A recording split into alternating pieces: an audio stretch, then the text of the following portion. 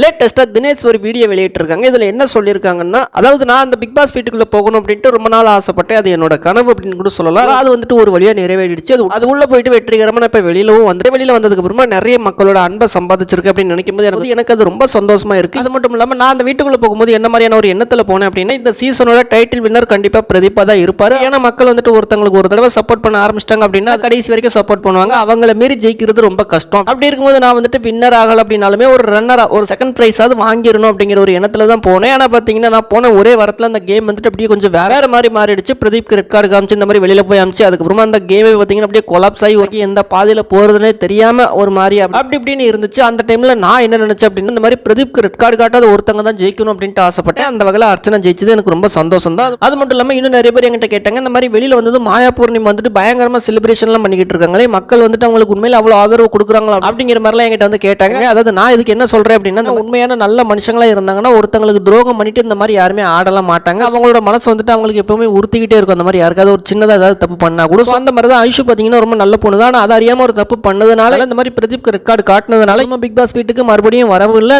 மறுபடியும் இந்த மாதிரி இந்த கேங் கூட சேரவும் இல்லை. அந்த மாதிரி அவங்களுக்கா மனசாச்சு உறுத்தி அந்த மாதிரி அவங்களா திருந்தணும். உண்மையான மனுஷங்களா இருந்தால் திருந்துவாங்க. அப்படி திருந்தாதவங்களை பற்றி நம்ம பேச வேண்டிய தேவையே கிடையாது. அவங்களை அப்படியே விட்டுறணும். அதுக்கான பலனை அவங்க அனுபவிப்பாங்க அப்படிங்கிற மாதிரி சொல்லியிருக்காங்க.